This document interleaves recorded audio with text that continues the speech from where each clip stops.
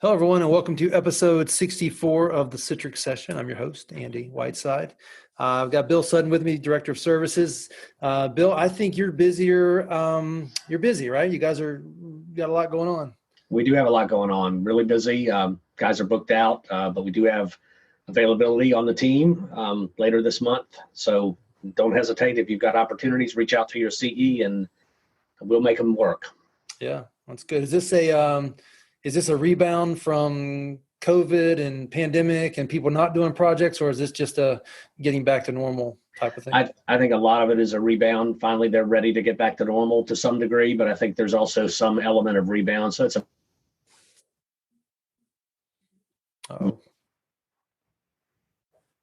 you froze for a second. I don't know if it's me or you, but sounds like it's just a little bit of getting back to normal. Hopefully that's people just being tired of maybe it's vaccines and herd immunity and just the world's got to go on at some points. Yes.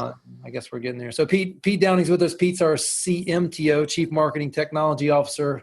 A little bit of a strange guy, right? Technical and marketing all in the same person. I think that's kind of the world we live in these days. If you're going to go talk it, you better know what it is. Yeah, amen to that. How you doing, Andy? There's a lot of talkers out there that really don't have the background, but that's okay. But that's not the XenTegra way. So we got Pete on here. This is a continuation, right? This is part 2. A couple weeks ago, we were talking about the fact that a lot of people, when it comes to the Citrix virtual app and desktop services, don't realize that there are options. You can go with the platinum. What is the highest option? Is platinum, premium, plus? What is it? I've forgotten. It's been a couple weeks since we had this conversation. I think it's premium, isn't it? Yeah, it's premium now, and they changed platinum to premium. So yeah. So just a quick review, right? If you're looking at Citrix virtual app and desktop as a service, you've got 6 options.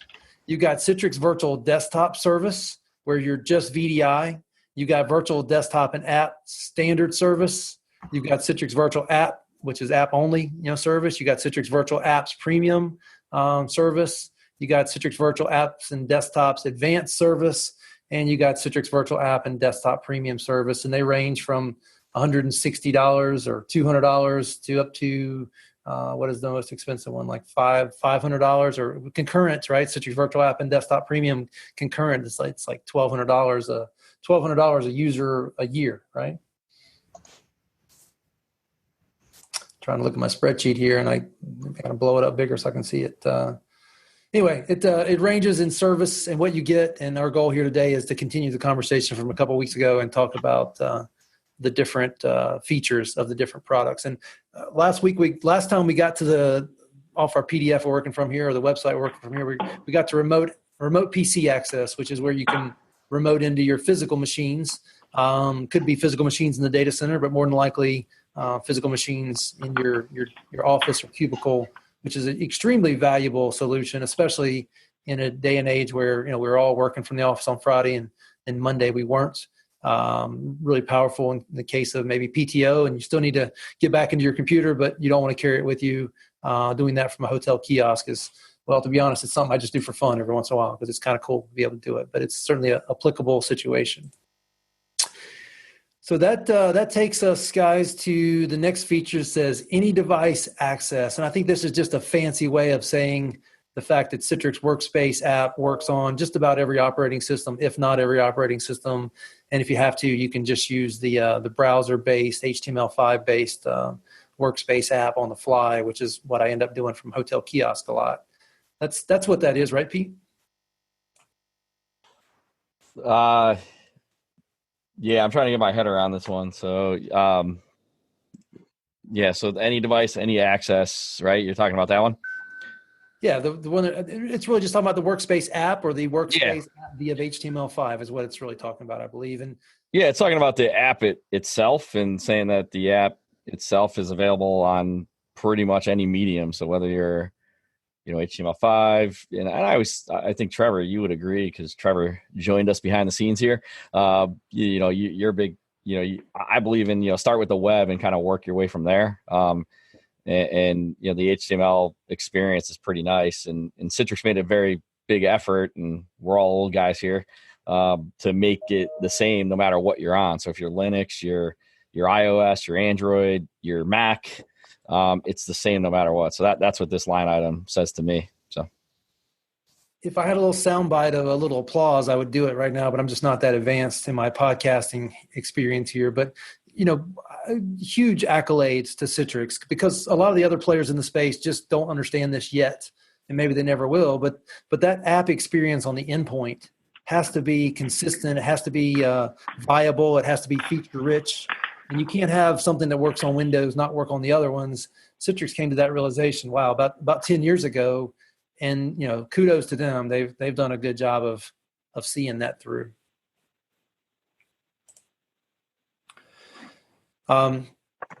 Now, Pete made a comment I'll slightly differ on. I don't actually want people to use the HTML5 workspace app where it delivers the code in the browser and then launches the app or desktop, unless I absolutely have to, because I just don't want people getting a bad exposure to what this could be, because it's so limited. However, in a pinch, right, that hotel kiosk scenario, extremely powerful to just sit there in the lobby of a hotel and get real work done. I jokingly say I do it for fun, which I do, which is kind of nerdy. I get it. At the same time, there's been multiple times where I'm sitting in a hotel lobby for hours on end using the hotel machine, and I'm getting real work done thanks to the HTML5 piece. Yeah, that's a great use case for it. Obviously, is the hotel kiosk and not having to install anything, since you probably can't to begin with, and having the ability to get to your apps and desktops from that browser certainly is a big benefit for those who can't install anything. Yeah, one of my favorite little funny, I'll hit it real quick, is so wouldn't you say this is like the area that literally everybody just assumes it works on every device anyways? Is this not the topic that comes up like after they've already purchased, planned the project, purchased their devices, and then they come to the consultants and tell them to make it work, right? Well, that goes to a lot of the reason why I'm a Citrix fanboy even to this day. And that is, if you give me a project and I have to go do it and you tell me I get to pick one product, I'm going to do it with Citrix, because it could be endpoint features. It could be protocol related features, things we're going to talk about throughout the rest of this conversation. But Citrix is the one that has what I call scars on your knuckles, right?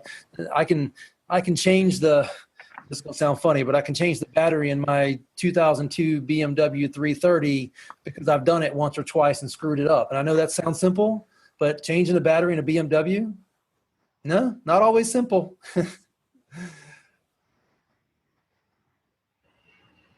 So Trevor, to your point, yeah, I mean, Citrix deserves a lot of credit for scars on their knuckles and things that have evolved.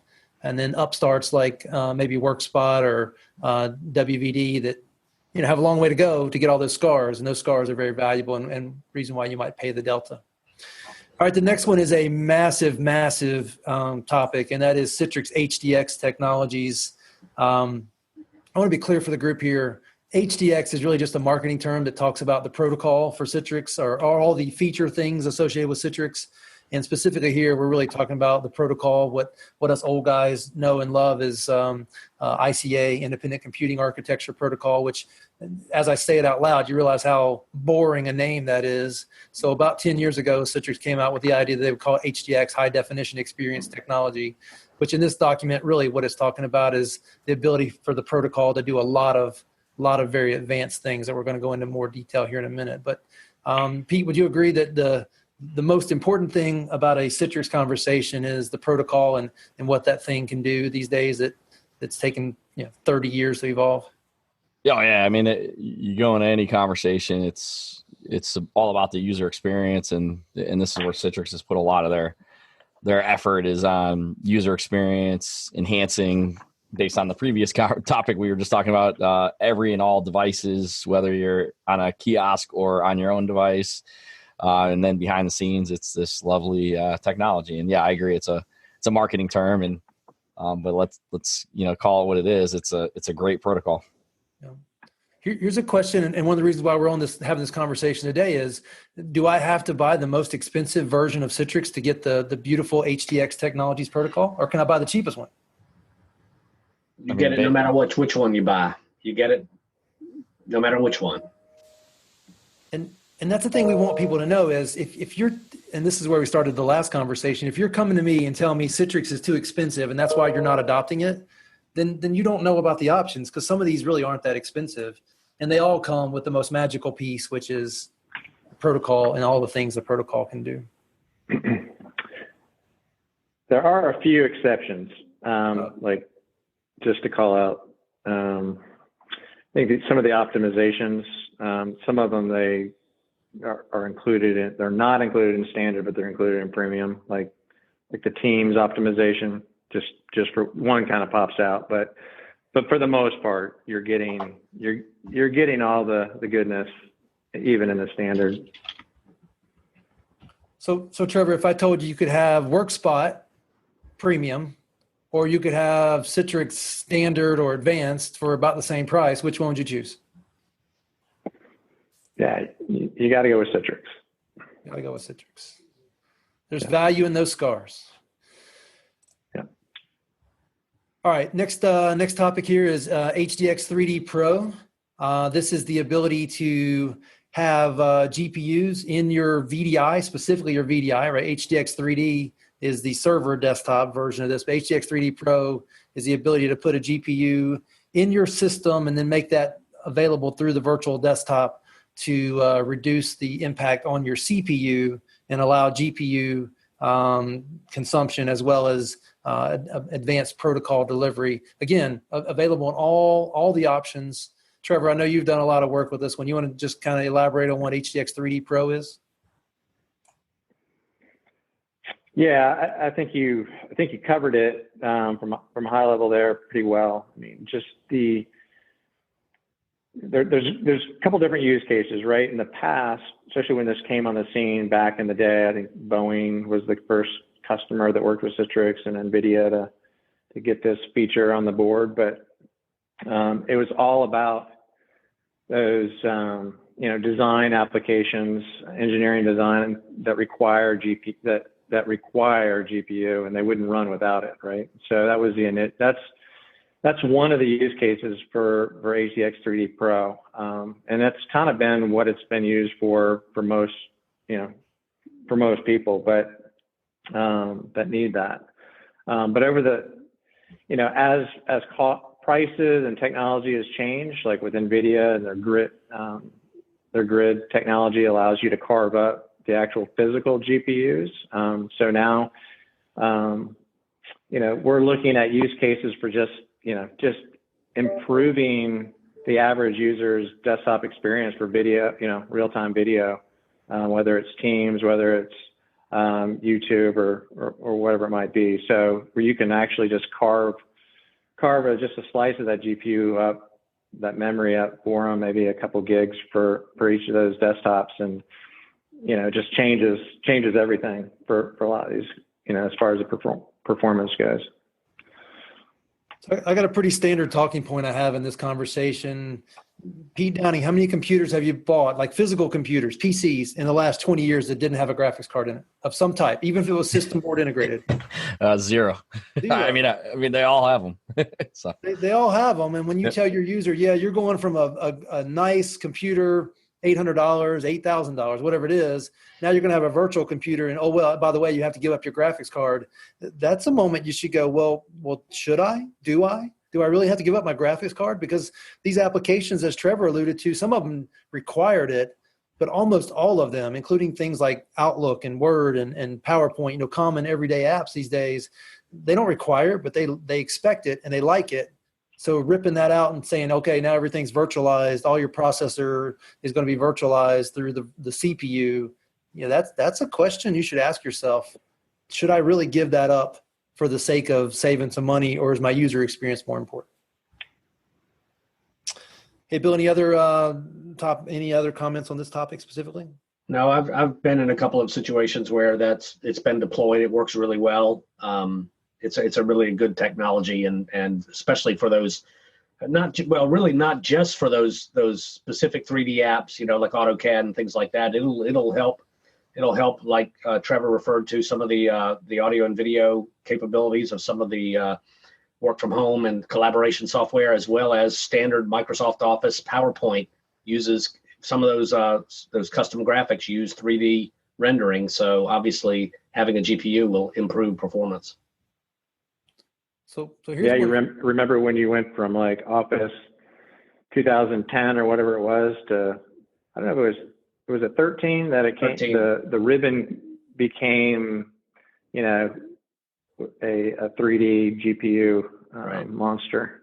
Yeah. And everybody's scaling numbers and testing numbers went down the tube, and it was a lot of it had to do with all, that component. Using CPU for that. So yeah. And why didn't Microsoft stop ahead of time and ask for permission to do that? Because they assumed everybody had a GPU, but that didn't take into account virtualization. Right. Yeah, what was Aero? Was it Aero Glass? That was the Microsoft thing where it was kind of transparent, the tiles and stuff. That was a killer. Yep. All right, so while we got people's attention on this topic, what's the problem with doing HDX 3D, so not Pro, but HDX 3D in like a server-hosted desktop or application scenario? Am I stumping the chumps here?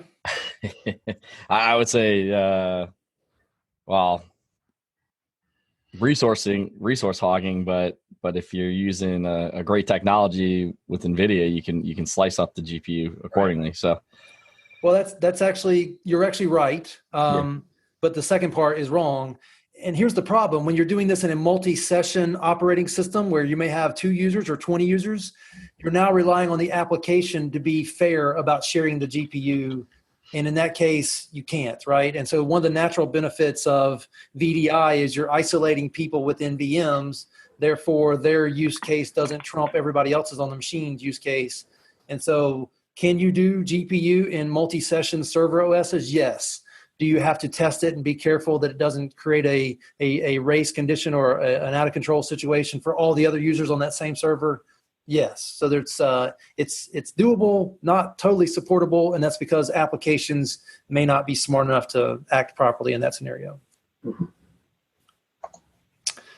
Had that happen once where a client was sold. A client worked with another partner. They were sold the idea it would work fine, and then I came in. I was like, "No, you can't do that. You can, but if your machine crashes, well, that's to be expected." Okay, the next one's a great one for this team, right? We just got off our weekly team call, and we talked about workspace and what modern day digital workspace looks like and how we're evolving our company to take more advantage of it. Again, Citrix workspace experience available across the spectrum of products. Pete, you want to take a stab at explaining what workspace is to our listeners?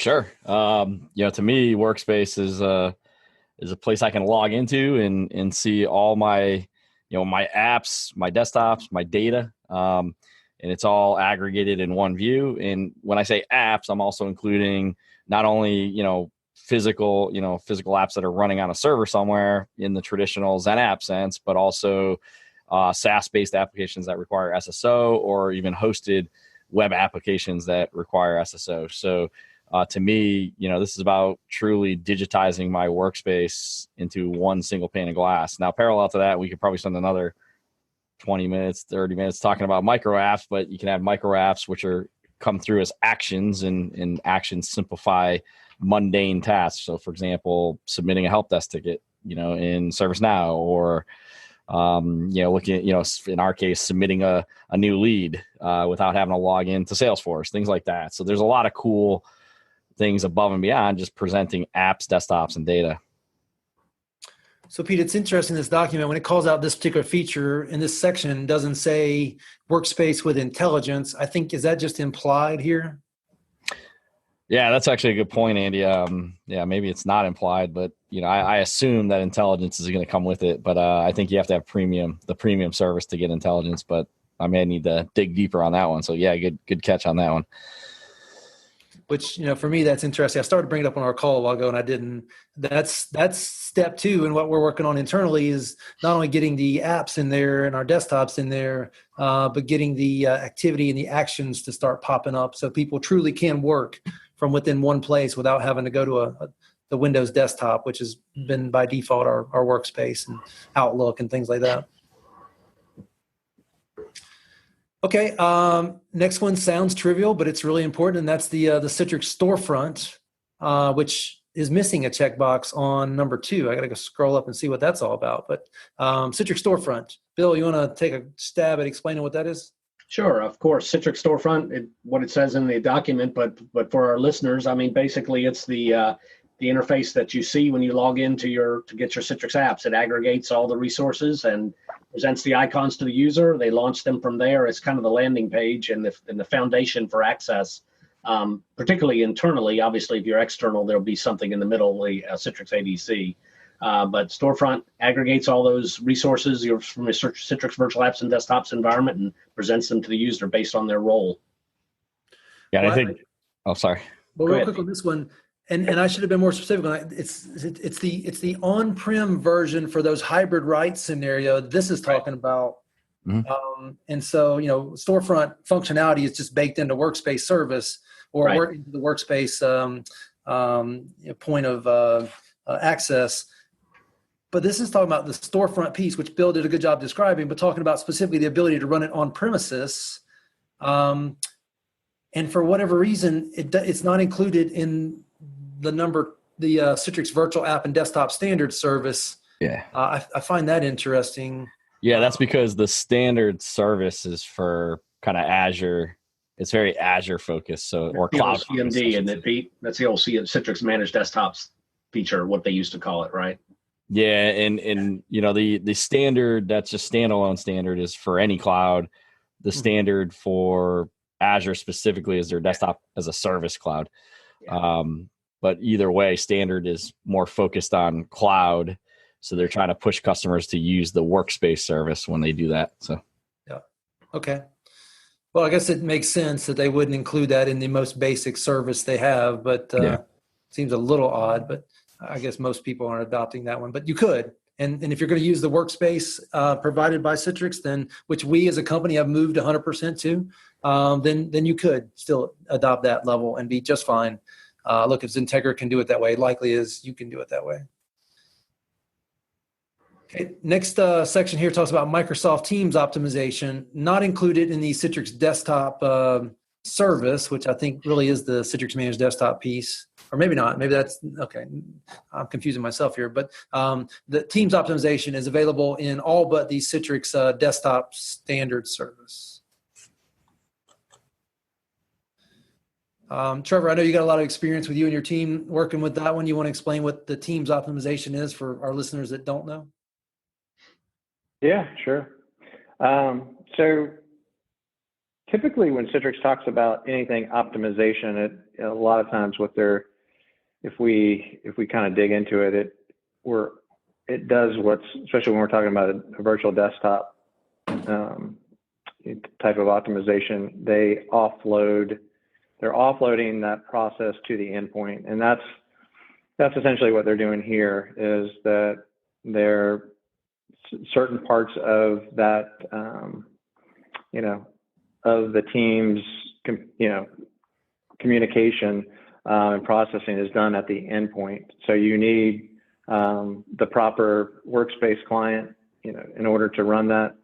And you need to enable a few policies on the server side to do that. But essentially it's being run at the endpoint, but superimposed into your desktop.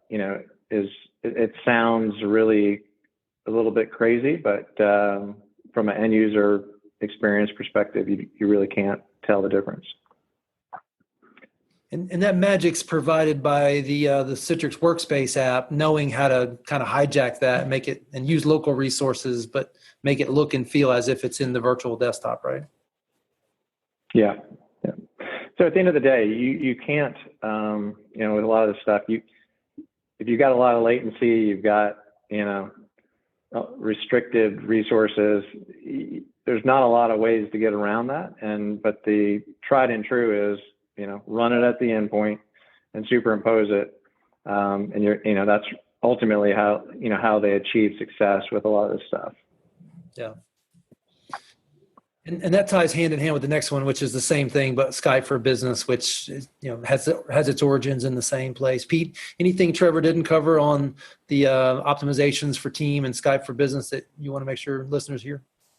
No, I think the thing to take away here is Citrix has been doing this a long time, and optimization of the session has been top of mind, especially the last year. If we look at the last year, so yeah, I think Trevor did a great job. Well, and so let's pause on that, and we won't go into a lot of detail on this one, but there's so many collaborative tools now. You've got Zoom, which is huge, and I think from what I know, Citrix plans to open the kind of this framework up and allow the other providers like RingCentral and Zoom to take advantage of what they've been doing for Teams for a while, but they're setting it and building it as a framework so others can plug into that and have a first-class experience inside a virtual desktop. Is that what you guys are hearing?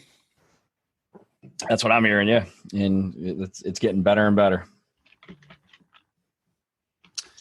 All right. The next feature that's discussed here is Citrix Workspace Environment Manager, which, this team has a ton of experience in that area, where we had products like AppSense and Res Workspace, where we would optimize the user's ability to be persistent feeling, but in a non-persistent workload. If you're a Citrix shop and you've got a bunch of users using persistent workloads, chances are something around profile management, user experience management can help to mitigate some of that. And in some cases, persistent workloads is just what you need, say for developers and people that need full-time admin rights, as an example. But Pete, you want to tackle Citrix Environment Manager and what that's done for the product and how valuable that is? Yeah, I mean, it's a great feature in the stack, and it's advanced, premium, and included in advanced and premium. And what's great about this is it's not only environment management. So I always differentiate between environment management and profile management. So profile management is taking % user profile % and managing that. Versus environment management is, hey, when Andy logs on, you get, icon X, Y, and Z on your desktop. When you go to the start menu, it might look like X. When you file save as, you might be forced to save to Y, map drives, etc. So it controls the experience of the desktop for the user. So it's a valuable tool. And what's even more valuable is, we all know the great tool FS Logics, and you couple those two together and you get a great solution. So I always say, if you want to go non-persisted and into the cloud, you should be doing profile management done the right way. And this is a first step in doing it the right way. Yeah, Pete, it's probably fair to say that most of our customers these days, they take Citrix Workspace Environment Manager, add to it FS Logics from now Microsoft, and you pretty much got it covered, right? Yeah. And then what's great about environment management is you can do a lot more inside, the experience of the profile for the user. So it's that's what's great. So Bill, you've had Bill? projects lately that included user experience or user environment management. Any tips from the field on that? Yeah, we've during the design process on a lot of our engagements, we will discover that this really makes a good fit for a lot of customers. And if for no other reason than simply the fact that WEM does offer memory management and CPU optimization features that will provide a little bit more density in most cases. So some customers use it strictly for that. But when you go beyond that, obviously, from what Pete said, absolutely correct. The ability to be more granular with your icons and combining it with FS Logics and app masking in particular, to be able to create one image that has all your apps, but you only present the icons to those users that are allowed to use the apps. And you can lock that down so that some user can't just browse to the executable. The other thing that WEM has now is the ability to import GP group policies into the console and leverage GP processing from within WEM, which is generally a parallel process, so it typically happens faster. So we do see this used a lot more over the past 6 months, I would say, than in the past. Mm-hmm. Yeah, back in the day, we used to have the smackdowns and competitions, and for the most Right. part, Citrix has what it needs in the product now, and you don't have to go to third-party products like we used to. Trevor, you were going to ask Bill a question, maybe exactly the same one I asked, but what were you going to ask? Yeah. Yeah. No, I was just going to see get Bill's experience on how many people are actually using the memory management, because I know that's that's a valuable tool, especially for the guys that are, if you're doing shared hosted, desktops, that's big. We have a project we're working through right now where we're leveraging that and on the shared hosted, as well as the ability to be more granular, because the users are accessing a published desktop on those servers, and by populating the icons and managing the start menu on their behalf, we can be a lot more consistent, among the servers, rather than having to do it through GPP or some other process. Yeah, I'll tell you what, I think we're all about, simplification, and most customers got more than they can handle, and having layers of solutions ultimately doesn't achieve what they're trying to achieve. And I think this is kind of one of those things. You add it with FS Logic, they're fairly simple. They don't have big back ends to deal with. So what I see, we're moving a lot of customers that have kind of over-engineered their solution and simplifying it with stuff like this, and it's worked out pretty well. Yeah, one last important consideration here is if you have Citrix Cloud, which I think most of this is Citrix Cloud, but if you have the services, the workspace environment management is a service. The console and everything is hosted in Citrix Cloud. So all you really have to deploy to your VDAs, your actual workloads, is the WEM agent, and then it points up to the cloud. So you don't have to worry about deploying additional on-premises infrastructure to support this capability. That's a huge point, because I'll tell you what, it was like to do an HA environment for the environment manager. I think it was kind of like, well, it kind of got, I think people started to waffle on that, but it's a no-brainer when it's just a cloud service, for sure. Absolutely. So guys, we're now moving into the next section, which is about management. And I don't think we'll have time to cover it all. We're going to have a part 3 of this, which is totally fine. I do want to take a quick minute. Trevor joined us a few minutes after we had already kicked it off. We get a chance to introduce him, and he's been one of the voices you've heard on this podcast up till now. Trevor, can you stop for a minute and tell the listeners what you do for XenTegra, and these insights that you're dropping on us, why it's important that your role at XenTegra is in a leadership role, that this kind of stuff? What's your role at XenTegra? Yeah, sure. No, I appreciate it. So my day job is at XenTegra is essentially to lead our managed service provider type services business. So that includes, we have a focused Citrix managed services practice. And we do, and that includes support, monitoring as a service, and also desktop as a service hosting, and just data center hosting. So, yeah. And, so I guess what Andy was, kind of probably proud of me for, is to, we're involved in a lot of production environments, that we manage and we support. And so we get a lot of feedback. And so a big part of kind of the value for what we do is to take that and to kind of parlay it into helping other customers to not kind of live through the pains of, having to do it, and kind of learn the hard way. So, but yeah, that's. So let me get this right. Let me get this right. The CEO of the company can go do projects around Citrix technologies if needed. The director of services can and has done projects if needed. The marketing guy, right? The marketing dude can go do projects as needed and does. And you're telling me you can go do projects as needed, and often you have to get your hands dirty? It happens. So. And occasionally I get on a call with somebody who questions whether or not we have the talent. My point right? This is like the fruition of what we've decided to build here, right? We all eat, sleep, breathe this space.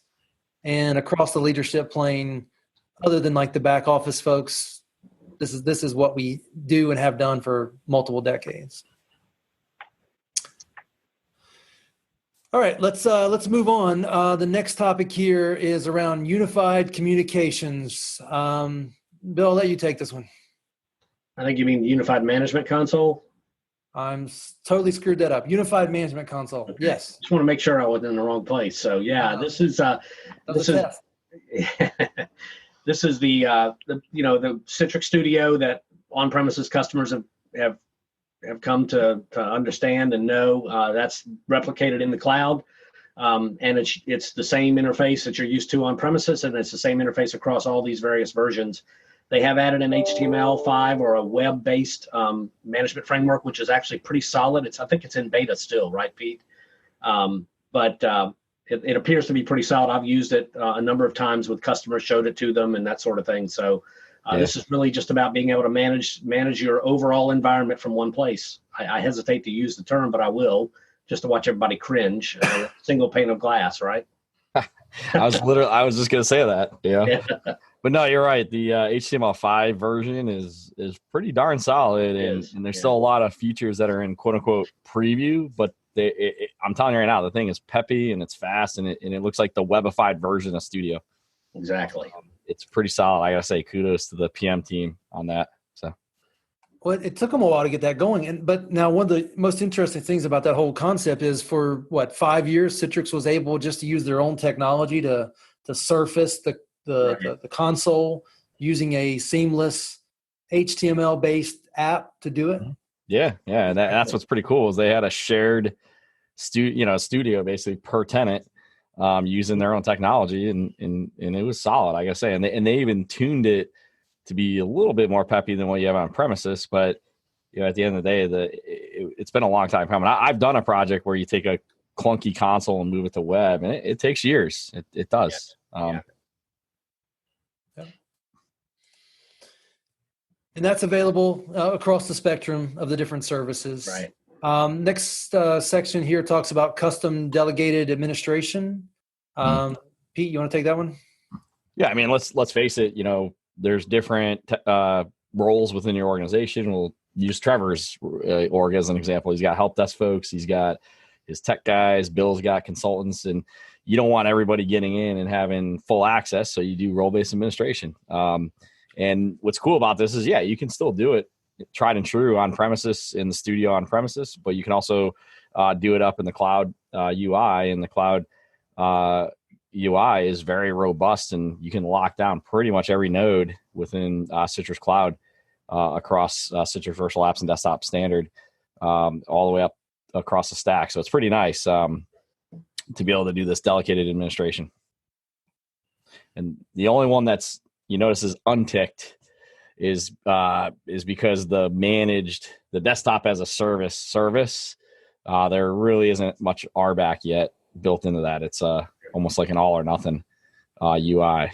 So that's probably why that one's unticked right now. Yeah. Hey, this is I'll tell you. You know why this is important? This is why all the Citrix admins got to have this, is because they get all the help desk tickets already. You want to be able to enable your help desk with, ability to do resets and stuff. And if you can't do that, every ticket's coming your way. So I'll tie these last two topics together real quick. So first of all, while we're doing this, I logged into our management console for XenTegra within Citrix Cloud. We eat our own dog food, drink our own champagne. And one of the things that I love that's happened within the last couple of years is multi-factor is a requirement, right? You got to have Google Authenticator, Microsoft Authenticator, something. So Citrix is protecting us. And look, we all know that a lot of our customers did not protect their consoles as much as they should have. And a lot of times they had generic usernames, passwords, things that are really just bad security practices. So one, I like that. Two, apparently XenTegra has done delegated administration because I don't have access to it, which I'm fine with. I don't want access to it. But again, example of us using our own using this technology for ourselves. Who did that? Whose idea was that? No, I'm just kidding. All right. I don't know. Wasn't me. I don't know. Well, truth is, I don't want access. I want as little as possible. Configuration logging. Go ahead, Trevor. You want to take that one? Yeah. Yeah. So, I mean, this is obviously as far as just being able to go back and look at who made what changes. I mean, I think this is, most organizations need that from an audit compliance perspective. So yeah, it's definitely, for a lot of, especially enterprise organizations, it's kind of required. Yeah. And that's just basically a carryover from what Citrix was doing with the on-premises version, right? Yeah, no, yeah, same, just being able to go back and look at exactly what's, hey, it's not working today. What changed, right? Be able to answer that question. Who made, what changed, who made the change? And super valuable. Are you saying most problems in IT are caused by a human being and they don't just magically happen? Things don't just blow up? Yeah. That's, I think we as humans play a big part. Yeah. Yeah. Okay. All right. Next topic is a very big topic, but probably one that doesn't get a lot of attention these days. And that's the fact that all of these, well, actually not the second one, they includes the Citrix hypervisor, what we all affectionately know as Xen or Xen server. We don't run around telling people to implement Xen server for their data center anymore, but we definitely think it's a good platform for Citrix desktop and app workloads, right? Yeah. Absolutely. Yeah. I mean, who do you think Citrix tests on first? Right. But no, I think this is a great little feature, especially if you're going to be on premises and you are looking to either migrate to the cloud or you want to have a hybrid approach. It's a great way not only to integrate Citrix and have a robust hypervisor underneath, but also lower costs. So that's one of the byproducts of leveraging this great technology. Yep. And this goes hand in hand with the next one, which is integration with the various hypervisors and cloud technologies. But Citrix having their own hypervisor, I think maybe Trevor was saying this a minute ago. That's the one that gets tested against first, and the most simple one. At the same time, Citrix as a company embraces Microsoft, Nutanix, VMware. Those are the main ones, or those are the ones. I don't say main ones, the ones, as a way to, not just limited. At one point, well, I think VMware probably still only integrates with VMware, right? They don't want you integrating with the other hypervisors, do they? I mean, all right. The next topic talks about hybrid resource locations. I think this is where we take the concept of, any data center, any cloud, the public clouds for sure. And again, those are all part of the Citrix story. Do you guys have a specific story that any of our clients over the past, 12 months where we've been able to do an on-premises and a cloud location? In fact, Trevor, XenTegra might be a great example of ourselves that do that, right? Yeah. I mean, we do. We've got we've had a hybrid for a little while, but it's all cloud now. So,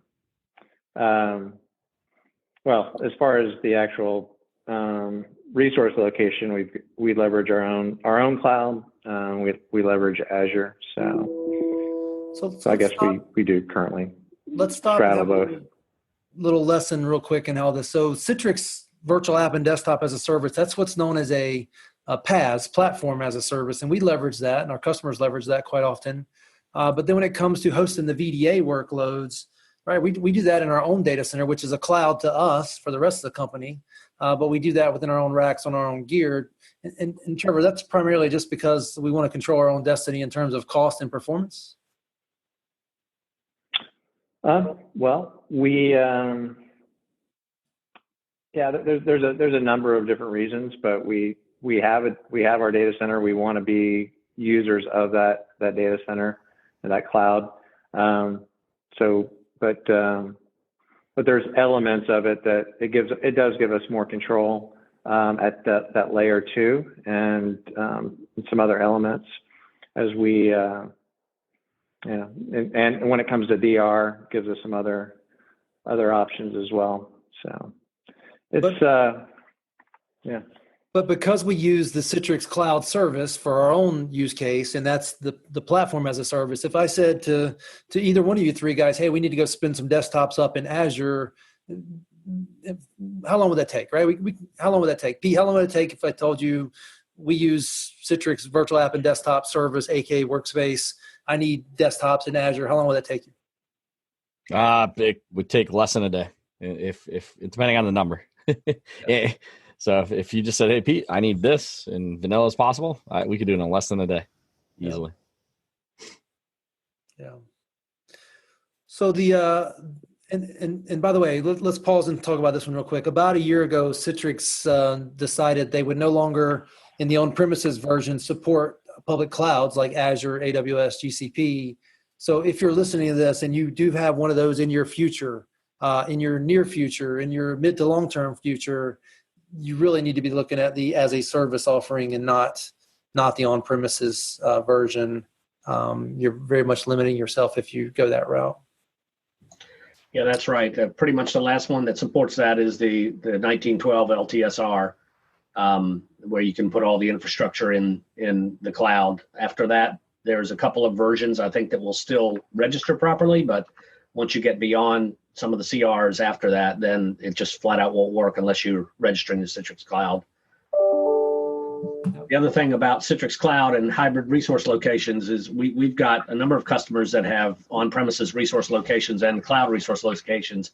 They might be leveraging the on-prem for a specific app or two that have local databases, and then the rest of it's in the cloud. So it's a great use case for that scenario where they have some legacy apps they don't want to move to the cloud, but they still need to provide access to them very efficiently, and having hybrid rights or on-premises resource locations enable that. I mean, there's all different kinds of use cases, right? You might have 99% on premises and 1% in the cloud. So if you ever need to fail over and scale up, you could, or you're only paying for what you're using in the cloud. So if you can keep it turned down or turned off, not that expensive, but available if you need it. Exactly. All right, let's go to this next topic, and we'll do them in reverse order for a couple of reasons. But image management and the ability to have single image management of your host, your workload host, your VDAs. We've had that for about 20 years now, maybe slightly less. And that first came to fruition in a little product called Citrix Provisioning Services, which is a technology that Citrix caught onto from a company called Ardence, and they acquired Ardence. Pete and Trevor, I think both of you guys came from Ardence, or I know Pete did. Trevor, did you come from Ardence as well?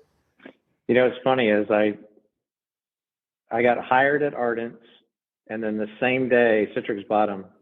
So they had to send me an offer letter back on Citrix paper. So technically, I never worked for Ardence, but I was on that. I was on that team for a few years. Yeah.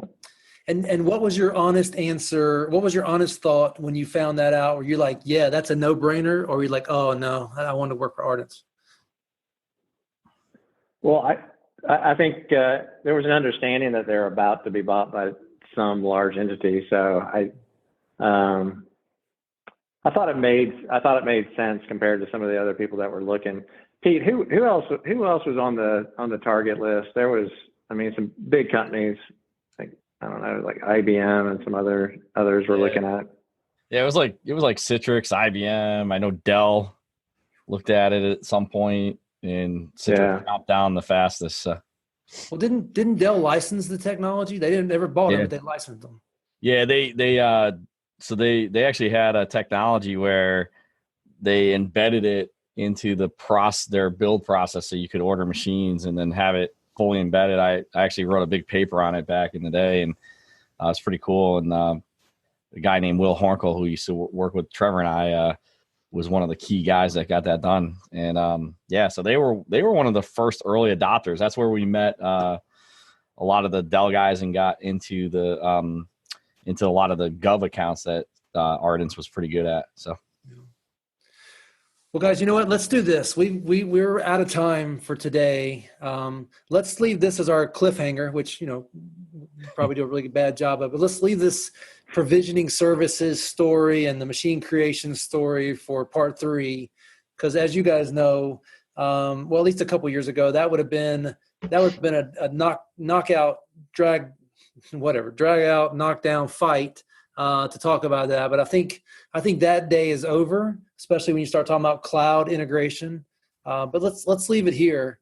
And part 3, we'll pick up with MCS versus PVS, and we'll figure out how to tell that story as it relates to the Citrix platform as a service offering that we've been discussing here. Cool. So guys, we'll leave with that, and I appreciate you guys joining and people listening. And part 3 we'll cover the image management technology, and then we'll finish up by covering the security aspects of what's included in the different offerings. So before I let us go, Trevor, anything you want to highlight or bring up before we let our listeners disappear on us?